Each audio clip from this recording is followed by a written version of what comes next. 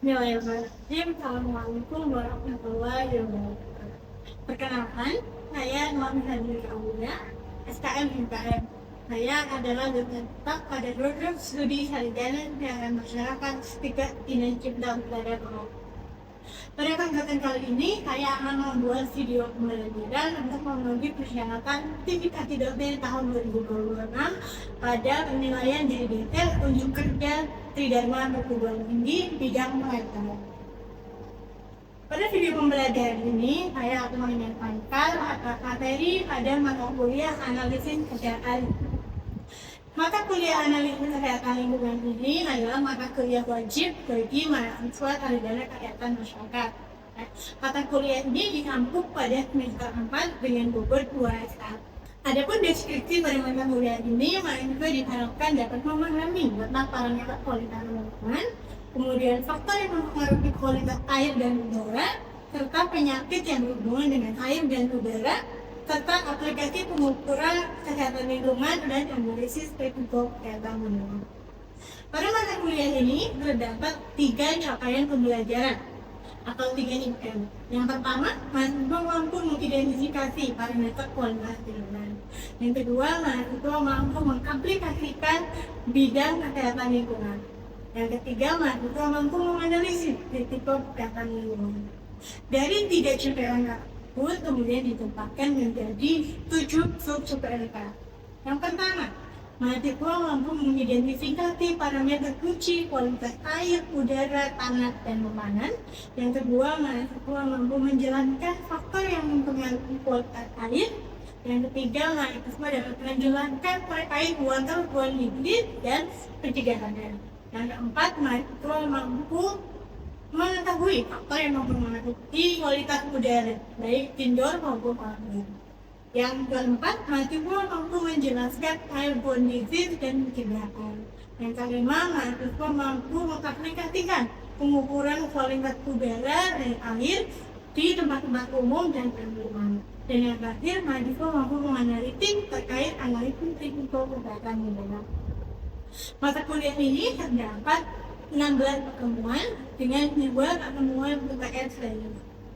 Pada pertemuan pertama, mahasiswa akan mempelajari tentang parameter kunci kualitas lingkungan. Evaluasinya berupa kuis secara besar dan metode pembelajarannya adalah pertemuan kedua, mahasiswa mempelajari pencemaran air dari arah titik kimia dan biologi dengan metode pembelajaran tatap muka dan teknologi kuis secara besar. Pertemuan ketiga, mahasiswa dapat mempelajari pencemaran udara baik secara fisik, kimia, dan biologi dengan metode pembelajaran tatap muka dan evaluasi pembelajarannya secara. Pada pertemuan keempat, mahasiswa dapat mempelajari faktor yang mempengaruhi kualitas air dengan metode pembelajaran tatap muka dan evaluasi pembelajarannya secara besar. Pada pertemuan kelima, mahasiswa akan mempelajari waterborne disease dan cara pencegahannya dengan metode pembelajaran tatap muka dan penilaiannya yaitu kuis tertentu. Pada pertemuan ke-6, mahasiswa akan mempelajari faktor pengaruh kualitas udara dengan metode pembelajarannya yaitu project-based learning dan luarannya berupa presentasi. Kemudian pertemuan ke-7, mahasiswa akan mempelajari kondisi dan pencegahannya dengan metode pembelajaran tatap muka. Pertemuan ke-8 UTS, pertemuan ke-9 sampai dengan 12 yaitu praktikum. Nah, mahasiswa akan melakukan pengukuran kualitas udara dan kualitas air di tempat-tempat umum, tempat ibadah, mall kampus, terminal, stasiun, dan taman kota, serta di lingkungan lingkungan. Dengan hasil luaran berupa laporan. Kemudian pada pertemuan ke-13, mahasiswa akan mempelajari konten risiko lingkungan dengan metode pembelajaran tatap muka.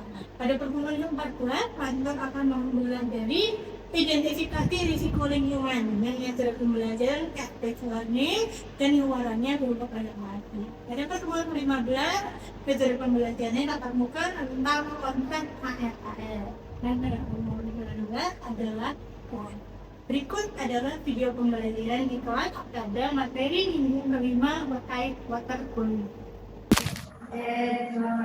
Assalamualaikum warahmatullahi wabarakatuh. Waalaikumsalam warahmatullahi wabarakatuh.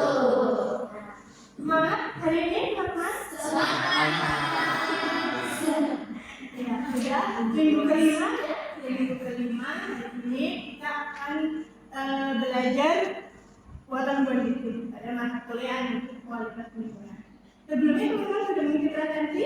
Teman-teman bisa mengikuti presensi ya. Ya, seperti judulnya, kali ini kita belajar water bonding. Apa itu water bonding? Ada yang tahu?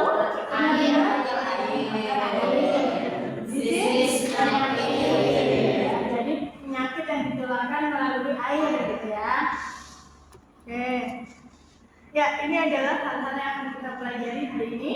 Kita akan belajar pengertian waterborne disease, kemudian ada proses penularan penyakit melalui air, kemudian jenis-jenis penyakit ya yang bisa ditularkan melalui air, dan juga ada resiko terjadinya waterborne disease dan upaya pencegahan serta pengendalian. Ya. Oke, langsung saja. Definisinya tadi sudah teman-teman sebutkan ya. Penyakit yang ditularkan oleh air, Bu. Betul ya, teman-teman sampaikan betul. Tapi kenapa kok air itu bisa menularkan penyakit? Karena airnya kontaminasi. Betul, airnya mengandung mikroba patogen yang berbahaya ya. Nah, ini. Kenapa kok airnya bisa terkontaminasi tadi? Airnya bisa mengandung patogen berbahaya. Macam-macam ya. Kalau misalnya di rumah tangga bisa karena limbah rumah tangga, bisa karena tinja, ya kan? Kalau dekat industri bisa karena limbah industri, ya. Kalau di desa bisa karena limbah peternakan, ya kan? Kemudian kalau lagi banjir, ya itu juga airnya terkontaminasi. Macam-macam ya, banyak hal yang bisa mempengaruhi kualitas penularannya. Nih, menurut teman-teman, penyakit yang disebabkan oleh air itu apakah airnya yang berbahaya atau kenapa? Karena airnya terkontaminasi mikroba tadi ya. Kenapa terkontaminasi? Karena tadi ada yang mempengaruhi kualitasnya jadi buruk, ya kan? Kualitas airnya buruk sehingga airnya terkontaminasi. Airnya kita gunakan ya untuk minum, untuk kegiatan sehari-hari ya. Jadinya kita terkontaminasi. Jadi tetap ya. Penyebab utamanya itu ya virus, bakteri, ya kemudian parasit yang ada di dalam air. Oke, kita ke penyakit-penyakit yang umum terjadi karena penularannya melalui air. Ya, ada yang pernah kena diare? Nah, pertanyaan hari halal ya. Ada yang pernah kena diare? Ya, semuanya pernah kena diare ya. Oke, biasanya kalau teman-teman kena diare, apa yang dirasakan? Kayak ada kentut di perut, bergas, ya, kemudian buang air besar terlalu sering, jadinya lemas, gitu ya. Nah, di diare ini karena bisa virus, bisa bakteri ya. Kalau bakteri ini sangat terkenal E. coli ya. Kalau virus bisa karena rotavirus atau norovirus namanya. Itu bakteri selain bakteri selain apa tadi? Bisa kolera. Nah, kalau kolera ya sama penyakit pencernaan juga ya, penyakit pencernaan yang ciri-cirinya agak berbeda dengan gejalanya agak berbeda dengan si diare ya. Karena dia itu sama diare juga, cuma lebih parah ya, bisa sampai kehilangan kesadaran gitu. Kolera ini karena bakteri juga, namanya Vibrio cholerae. Nah, demam tifoid atau nama kerennya tipes. Ada yang pernah tipes? Pernah? Enggak, ya jangan sampai. Kalau yang enggak jangan sampai. Ya. Tipes itu kan teman-teman suka ngomong nih, tugasku banyak banget sampai kena tipes, gitu kan? Iya. Emang bisa tugas yang banyak itu jadi kena tipes? Enggak ya, itu pemahaman yang salah ya. Jadi tipes itu karena bakteri namanya Salmonella typhi ya. Jadi bukan karena teman-teman banyak tugas, begadang gitu bukan ya. Cuma kalau memang teman-teman stres karena banyak pekerjaan begadang, imun tubuhnya bisa turun ya. Kalau imun tubuhnya turun jadi bisa lebih mudah si bakteri virus itu masuk gitu ya. Dan kebetulan yang masuk Salmonella typhi aja makanya teman-teman kena tipes.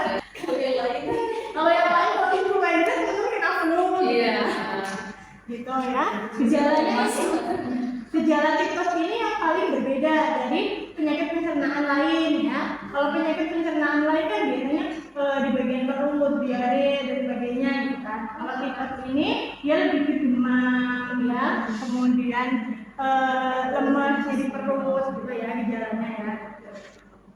Oke, itu tipes. Kemudian hepatitis A atau kalau di masyarakat terkena dengan penyakit kuning.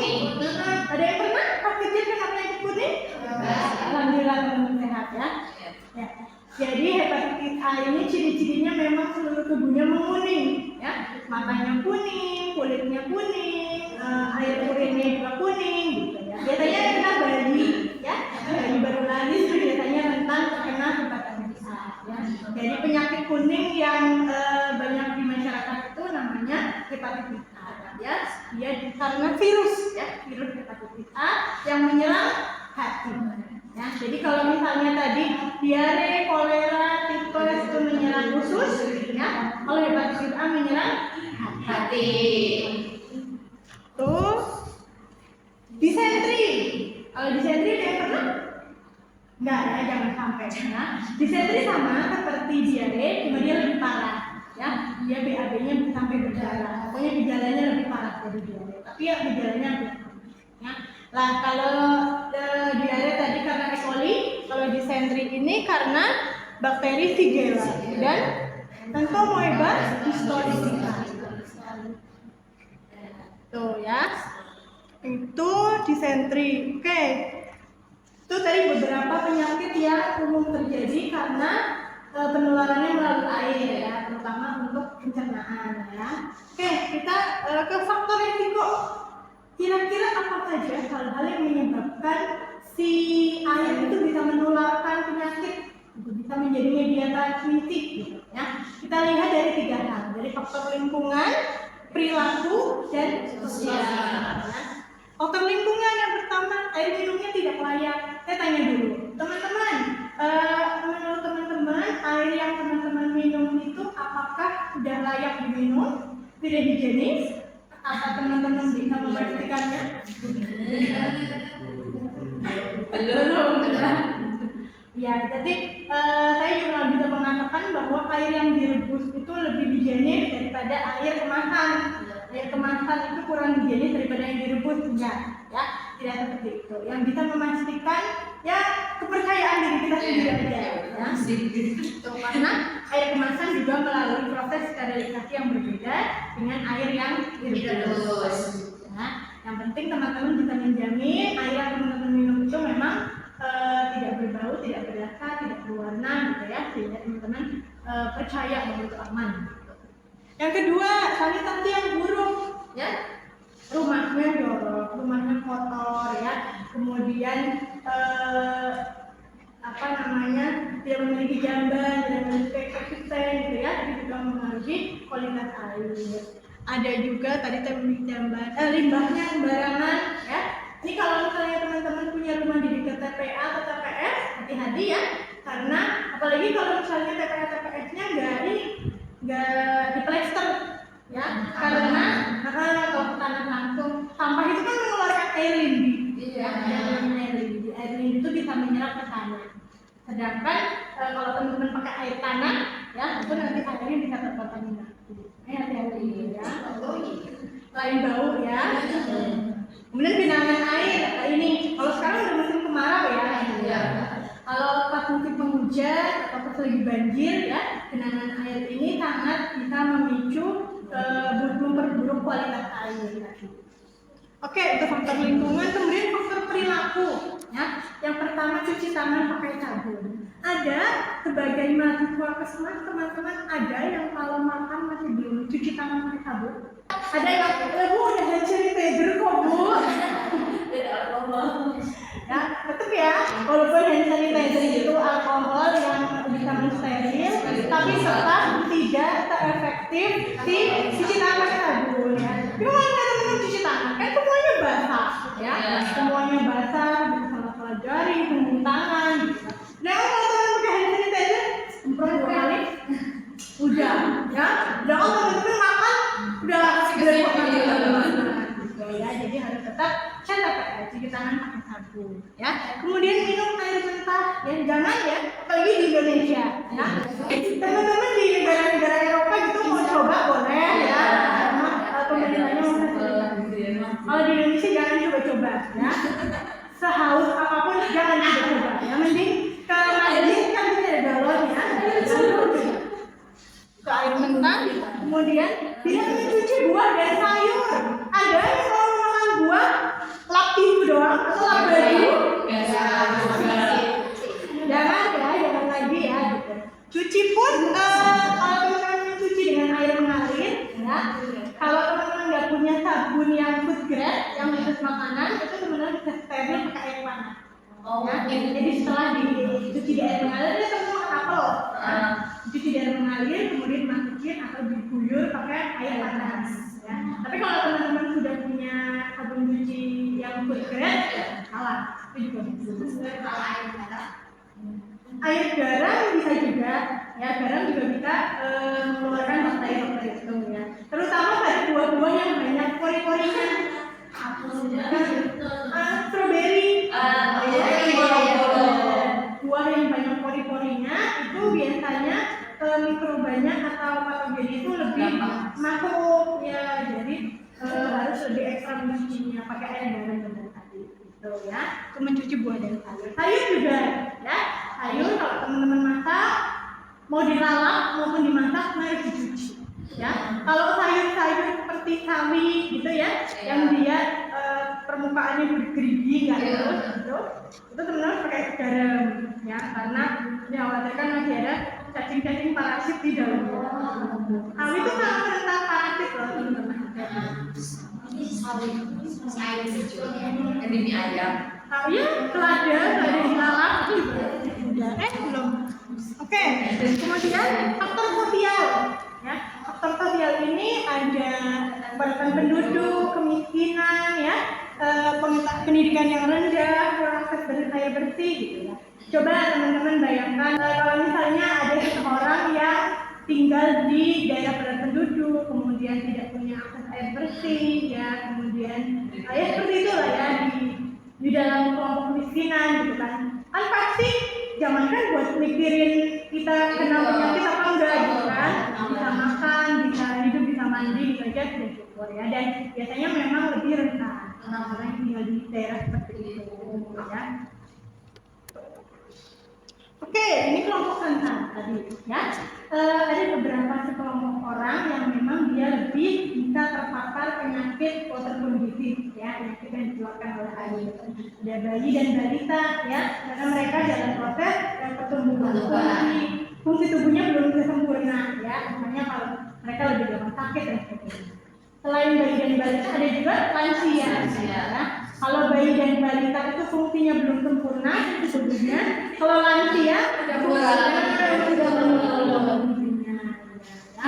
Kemudian ibu hamil dan orang dengan daya tahan tubuh rendah, orang yang kena autoimun gitu ya, yang punya penyakit terkhusus itu biasanya daya tahan tubuhnya lebih rendah.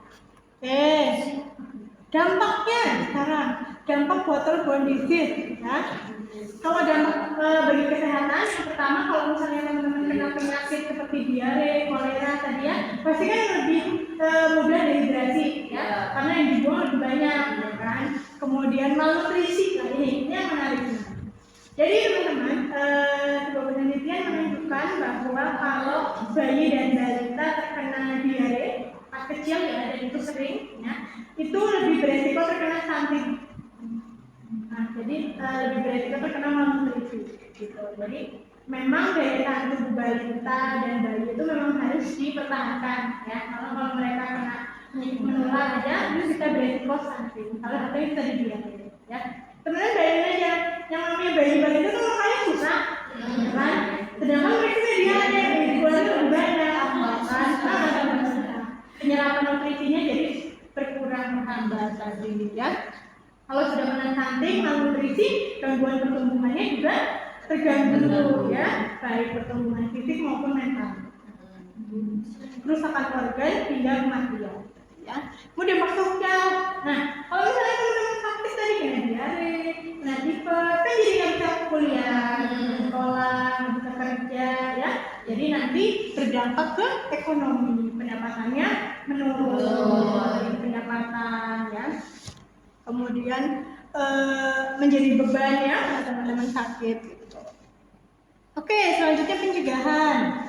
Dari waterborne disease itu ada 5 tahapan pencegahan. Nah, yang pertama penyediaan air bersih, yang kedua pengelolaan air, sanitasi, kemudian personal hygiene dan keamanan. Oke, kita ke penyediaan air bersih. Tadi kan saya tanya, teman-teman tidak bisa memastikan bahwa air teman-teman itu sudah bersih, sudah higienis gitu ya. Tapi minimal memenuhi persyaratan kelayakan ya, yaitu tidak berwarna, tidak berbau, tidak berasa, ya, dan tidak keruh.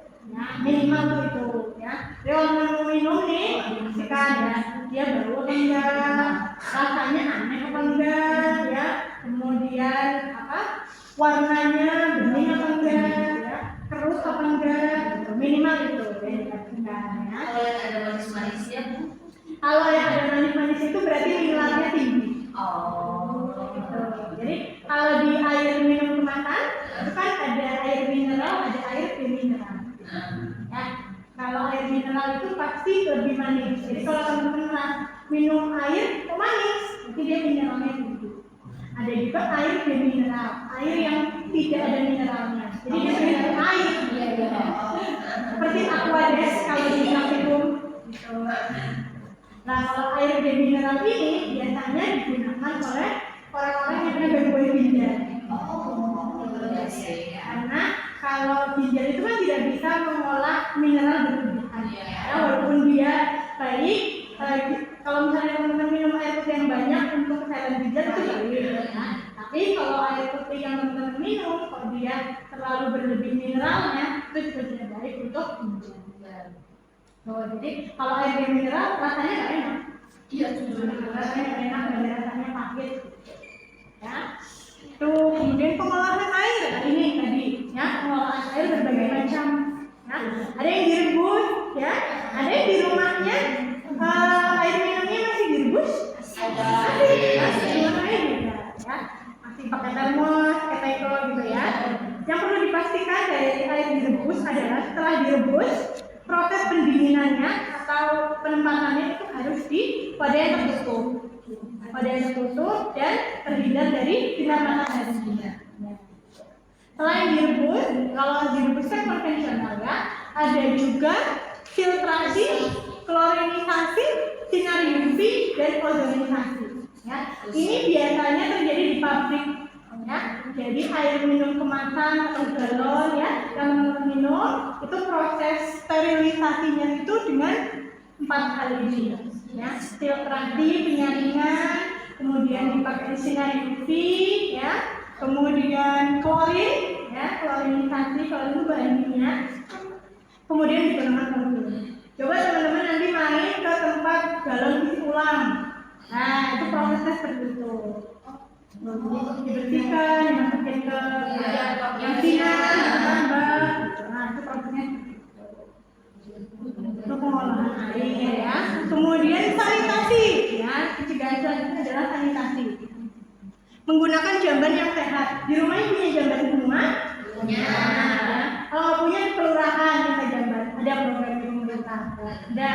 Nah, jadi kalau misalnya memiliki tetangga, kalau dia punya jamban di rumahnya, silakan laporkan ke desa, nah, karena pemerintah punya program jamban, jadi rumah di jamban. Kemudian septic tank, nah ini ya, ini masih menjadi masalah karena orang Indonesia itu kadang bangun rumah nggak sekalian bangun septic tanknya, ya, dia buangnya ke lautan, sungai, gitu. Padahal seharusnya kalau teman-teman bangun rumah itu teman-teman harus punya septic tank, simpan sendiri itu kotorannya, jangan dibuang ke sungai, ke baik teman-teman di Taunya di sebelah sana buat minum. itu kan. Kemudian air limbah bekas cucian ya dan sebagainya itu biasanya mereka masih buangnya ke sungai, ke selokan gitu kan. Nah, kemudian limbah domestik juga ya dikelola. Oke, pencegahan selanjutnya ini dari diri sendiri, yang personal hygiene. Mulai dari cat TPS, memotong kuku, coba. Ada yang kukunya panjang-panjang. Walaupun nggak sekolah, ya. Kalau zaman sekolah dilihatin dalam tetap ya, jangan memanjangkan kuku ya. Itu bisa menjadi haram pakai itu. Kemudian menjaga kebersihan makan, ya. Ini teman-teman kalau mau cari makan di luar, di tempat makan, itu pastikan bahwa tempatnya itu bersih, ya, dari tempat teman-teman makan dan dapur pengolahan. Kemudian proses pengolahan makanannya, ya, itu juga harus diperhatikan nanti dari keamanan makanan dan juga untuk makanan, ya. Jadi kalau misalnya teman-teman yang sering terjadi ini, kalau teman-teman minum minuman kemudian pakai sedotan, nah itu sedotannya ditutup, ya, pakai tisu. Kalau misalnya teman-teman nggak mau langsung habis, ya, tuh sedotannya juga pakai tisu supaya tidak ada kontaminasi dari lalat, dari apa segala macam yang dari udara itu nggak bersih, gitu, ya. Syukur-syukur bisa langsung habis. Itu personal hygiene. Selanjutnya keamanan pangan. Nah ini tadi ya, teman-teman harus bisa memastikan tempat makannya yang teman bersih, harus bisa memastikan dapur yang buat mengolah juga bersih, ya, harus bisa memastikan bahwa bahan makanannya juga bersih, ya. Tuh. Dan penyimpanannya juga harus benar. Nah, oh ya, saya mau tanya juga, teman-teman, kalau misalnya habis masak, kemudian masakannya dibiarkan begitu saja sampai siap, ya, maksimal berapa jam? 6 jam, ya, maksimal 6 jam. Jadi kalau misalnya teman-teman masak pagi sarapan, ya, maksimal 6 jam itu bisa dikonsumsi lagi. Kalau sudah 6 jam, silakan dipanaskan lagi. Untuk beberapa bahan makanan kan boleh dipanaskan lagi, ada yang tidak boleh dipanaskan lagi. Kalau misalnya yang boleh dipanaskan lagi, silakan dipanaskan lagi setelah 6 jam. Ya. Karena kalau lebih dari 6 jam itu sudah terjadi kontaminasi patogen tadi. Oke, kita ke pengendalian, ya. Tadi sudah pencegahan, ya. Bedanya apa pencegahan dan pengendalian? Sebelum terjadi, ya, kalau pengendalian itu kalau sudah terjadi, ya. Jadi pencegahan itu digunakan kalau teman-teman belum kena terkondisi, ya. Tapi pengendalian kalau teman-teman sudah terkena, sudah ada kasusnya, ya. Pengendalian pertama surveillance, ya, pasti ya, semua penyakit, apalagi penyakit menular harus kita surveillance, ya. Kemudian pemeriksaan kualitas air, ini biasanya ini kalau di masyarakat yang bertugas adalah petugas puskesmas. Nanti kalau teman-teman masuk Kepri, kemudian bekerja di puskesmas, nah teman-teman gitu, meriksa air minum, meriksa air tanah di masyarakat, ini berkala minggu. Edukasi masyarakat, ya, ini memang pekerjaan Kepmas, ya, teman harus memberikan edukasi ke masyarakat. Imunisasi, tadi ada beberapa penyakit menular yang bisa dicegah dengan imunisasi, hepatitis A, rotavirus, ya. Kemudian respon cepat terhadap KLB, dan ini memang harus dikuasai sama masyarakat Kepmas, ya. Kalau misalnya terjadi KLB, teman-teman harus bisa merespon dengan cepat. Oke, sebelum sudah selesai ternyata ada yang ditanyakan dulu. Oke, tidak ada yang ditanyakan, silahkan teman-teman bisa mengerjakan kuis di Kahoot untuk menguji apakah teman-teman sudah paham dengan materi hari ini. Silahkan bisa di-scan, ya. Sudah scan semua? Sudah? Ada yang benar semua? Enggak, ada yang salah. Salah satu bahannya salah dua. Mungkin itu saja ya, kayak teman-teman dari saya. Jadi ada referensi yang tadi digunakan pada materi hari ini, ada dari WHO, kemudian dari Kemenkes. Cukup, tidak ada yang ditanyakan lagi? Sudah. Kalau begitu saya akhiri kelas hari ini. Terima kasih banyak kepada teman-teman yang sudah berpartisipasi aktif dalam kelas hari ini. Mudah-mudahan kita teman-teman terapkan. Ya, sekian dari saya. Assalamualaikum warahmatullahi wabarakatuh.